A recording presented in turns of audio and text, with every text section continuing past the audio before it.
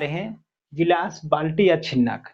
पहले जब हम लोग पढ़ाई करते थे उस समय इसी एक्सरसाइज को कहा जाता था गिलास या तो बाल्टी, और अभी आप लोग की किताब में इसको नाम दिया गया है छिन्नक। तो छिन्नक कहिए, बाल्टी कहिए या गिलास कहिए, तीनों का अर्थ एक ही हो जाता है। तो सबसे पहले हम लोग सीखेंगे कि ये छिन्नक होता क्या चीज है उसको। तो आप लोग शंकु के बारे जानते होंगे कि शंकु कुछ इस तरह से होता है। ये हो गया मेरा शंकु, ये शंकु का हो गया मेरा ये त्रिज्या, और ये हुआ मेरा ऊंचाई। अगर हम इस शंकु को इस आधार के समांतर एक सतह से यहां तक काट देंगे तो कैसा फिगर बनेगा, देखिए तो यहां से इसको हम इस तरह से काट दिए तो ये नीचे वाला जो भाग है ना इसका केवल फिगर बनाएंगे कैसा दिखेगा, देखिए तो इस तरह से दिखाई देगा।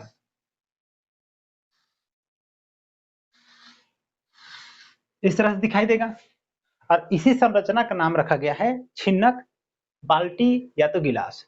बाल्टी और गिलास क्यों? क्योंकि इसको अगर सीधा करके देखिए तो कैसा दिखाई देगा,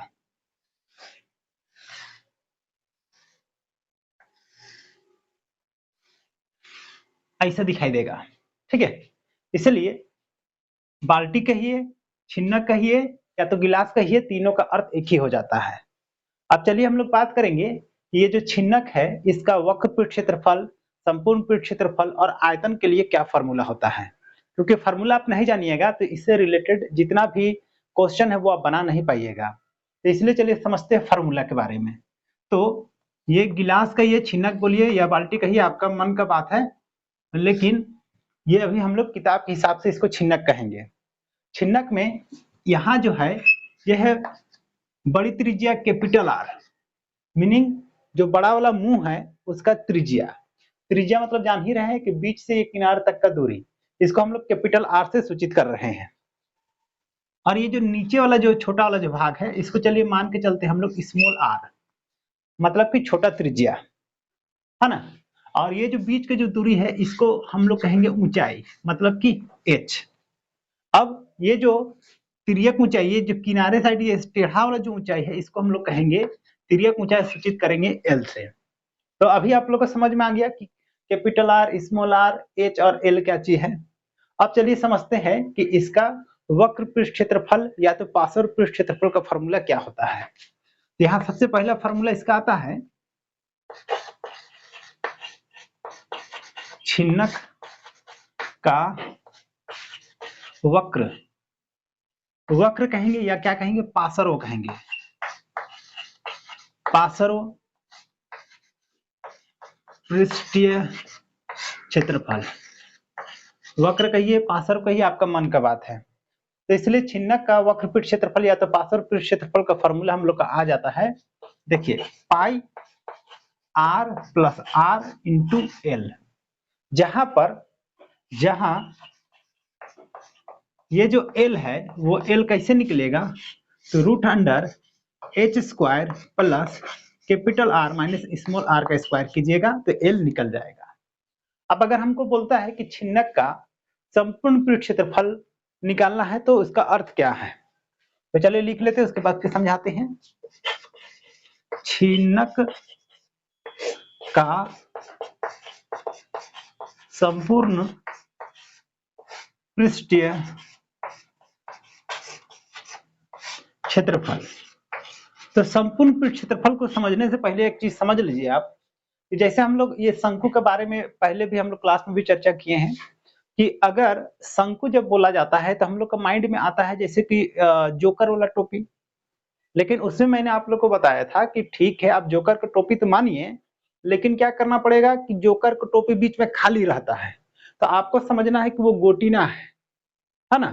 तो इसलिए ये जो शंकु है वो बीच से अंदर से खाली नहीं है, क्या है, पूरा ठोस है ना।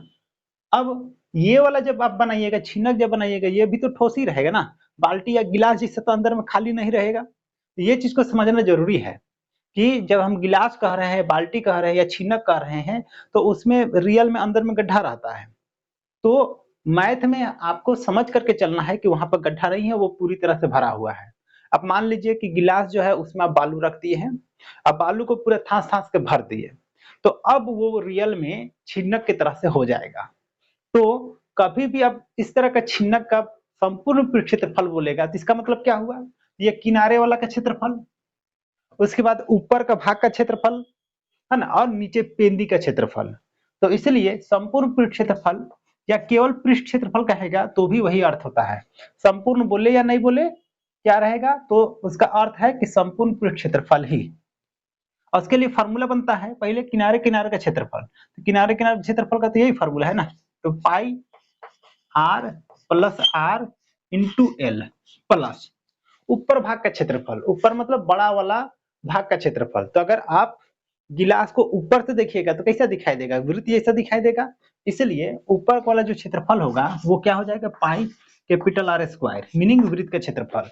और नीचे से पेंदी को देखिए, मतलब गिलास को पलट करके नीचे से देखिए तो कैसा दिखाई देगा, तो छोटा वाला वृत्त की तरह से दिखाई देगा, इसलिए उसका फॉर्मूला जो रहेगा वो हो जाएगा मेरा पाई आर स्क्वायर, है ना। तो इस तरह से छिन्नक का पृष्ठ क्षेत्रफल या तो छिन्नक का संपूर्ण पृष्ठ क्षेत्रफल का फॉर्मूला हो गया pi capital R plus small R into L plus pi R square plus pi small R square, है ना। उसके बाद एक और फॉर्मूला है हम लोग को जानना, वो है हम लोग का छिन्नक का आयतन। छिन्नक का आयतन, आयतन, छिन्नक का आयतन, छिन्नक का आयतन मतलब ये कितना बड़ा है ना। तो छिन्नक का आयतन के लिए फॉर्मूला होता है 1/3 pi H into capital R square plus small R square plus capital R into small R. तो इस तरह से हम लोग को इस एक्सरसाइज पर केवल ये 3 फार्मूला ही पढ़ना है। ये नया फार्मूला है, ये इससे पहले हम करने का मतलब 9 क्लास 8 क्लास 7 क्लास इस सब में आप कहीं पर भी ये फार्मूला नहीं पढ़े थे। ये फार्मूला आपको याद करना पड़ेगा 10 ही क्लास में। तो ये फार्मूला याद करने के बाद अगर आप एक्सरसाइज अब देखिएगा तो आपका एक्सरसाइज बन जाएगा। जैसे कि चलिए एक क्वेश्चन को देख लेते हैं बना करके।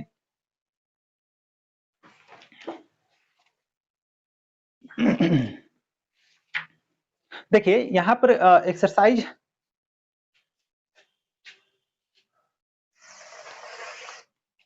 हम लोग का एक्सरसाइज हो गया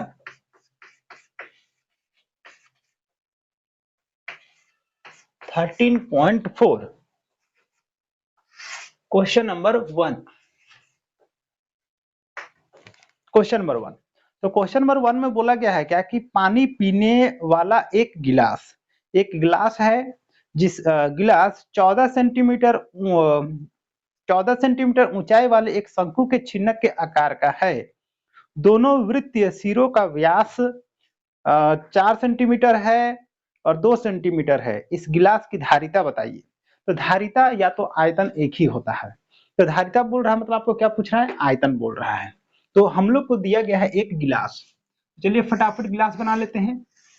देखिए इस तरह से हम लोग का गिलास बन गया। इसका व्यास एक तो छोटा एक तो बड़ा है, इसका बारे में बताया गया कि ये है 4 सेंटीमीटर और ये है मेरा 2 सेंटीमीटर, ठीक है। और इसका ऊंचाई भी दिया हुआ है, इसका ऊंचाई जो है वो है 14 सेंटीमीटर, ये 14 सेंटीमीटर। तो इसका हमको धारिता निकालना है। धारिता बोले तो आयतन, आयतन निकालने के लिए क्या क्या चाहिए आपको, एच चाहिए। तो एच तो आपको मालूम है 14 सेंटीमीटर। आर, आर मतलब बड़ा त्रिज्या, बड़ा त्रिज्या किसको कहते हैं, ये बीच से किनारे तक का दूरी। तो हम लोग को ये पूरा है 4 दिया हुआ, तो बीच से यहां तक का दूरी कितना होगा, 2 होगा, 4 का आधा। अब इससे नीचे देखिए यहाँ पर स्मॉल आर का स्क्वायर की जरूरत है ना। तो स्मॉल आर किसको कहते हैं, यहाँ से बीच से ये किनारे तक का दूरी, तो बीच से यहाँ देखिए यहाँ से यहाँ तक का दूरी चाहिए। ये अगर ये यहाँ से यहाँ 2 सेंटीमीटर है तो यहाँ से यहाँ तक का दूरी कितना होगा, 1 सेंटीमीटर। इसलिए अब हम लोग को यहाँ जो जो चीज चाहिए वही चीज को यहाँ लिख लेंगे, उसके बाद फिर बना देंगे। उसके बाद जितना भी वैल्यू रहेगा उसको इस फॉर्मूला में डाल देंगे तो हम लोग का आंसर आ जाएगा। तो चलिए लिखना शुरू करते हैं।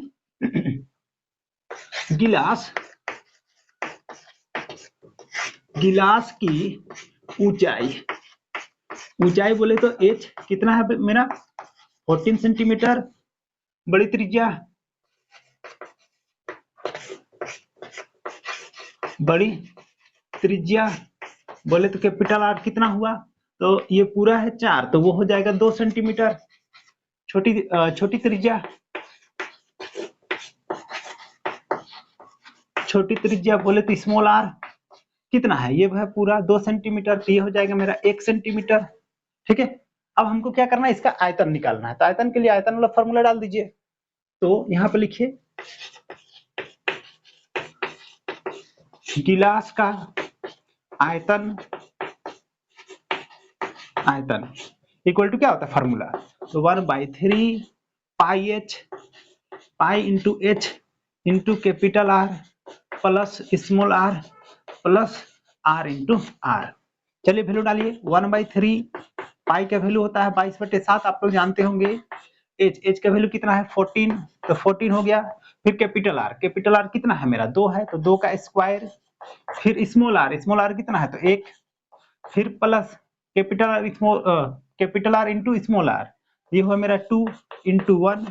अब सॉल्व कर देंगे हम लोग का आंसर आ जाएगा। तो देखिए इसको काट रहे 7 के साथ, 7 दूनी 14, ये गुना कीजिए 2 दूनी 4, 2 दूनी 4 का होल बाय 3 इंटू, यहाँ पर हो गया मेरा 2 दूनी 4 प्लस 1 प्लस 2 एका 2, ये समझ में आया ना। 4 2 दूनी 4 मतलब 2 का स्क्वायर है, तो 2 गुनी 2 तो 2 दूनी 4, यहाँ 1 का स्क्वायर तो 1, ये 2 एका 2। तो इस तरह से हम लोग इसको अब जोड़ेंगे ब्रैकेट वाला को, तो ये हुआ 4 और 5 6 7, 5 6 7, तो कितना हो गया मेरा 44/3 इंटू कितना, तो इधर हुआ था मेरा 7। चलिए इधर जगह नहीं पूरा है तो यहाँ बना देते हैं, इसको गुना कीजिए 7 चौके 28 के 8, हाथ में बच गया मेरा 2, 7 चौके 28 29 30, कितना का होल बाय 3। ये कट तो नहीं रहा है, तो पूर्णांक में काट देते हैं, तो काटते हैं तो देखिए इस तरह कटेगा, 3 का 3, 3 0 3 0 0, 3 दूनी 6 7 8, 2 बचा ना, 2 बचा, वही जो है वो ऊपर आ जाएगा और ये नीचे आ जाएगा। ये हो गया मेरा सेंटीमीटर क्यूब, क्योंकि ये आयतन है तो सेंटीमीटर क्यूब में आएगा आंसर। यहाँ पर सभी जगह सेंटीमीटर क्यूब आएगा, जहां से हम लोग वैल्यू पुट करना शुरू किए वहां से। तो इस तरह से हम लोग का ये आंसर आ गया। हो सकता है कि यहाँ पर कैसे भाग के ये आपको नहीं समझ में आ रहा होगा, तो चलिए इसको हम बता देते हैं भाग करके। कहाँ पे बताएं, चलिए यहाँ दिखा देते हैं। ये 3 से आपको भाग करना है 308 को, तो 3 एक 3 हुआ ना, ये खत्म हो गया, अब 0 आया तो 3 0 0, एक फिर खत्म हो गया, फिर आया 8, तो 3 दूनी 6, तो 6 हुआ, घटा दिए तो कितना आया मेरा 6 7 8 2 बचा। यही चीज को लिखे हैं कि ये दो इतना 102.2/3, 102.2/3 मिला। तो इस तरह से इस गिलास का आयतन हम लोग का आ गया। तो उम्मीद करते हैं कि आपको ये फार्मूला समझ में आ गया होगा, साथ ही साथ ये मैथ को किस तरह से बनाना है ये भी आपको समझ में आ गया होगा।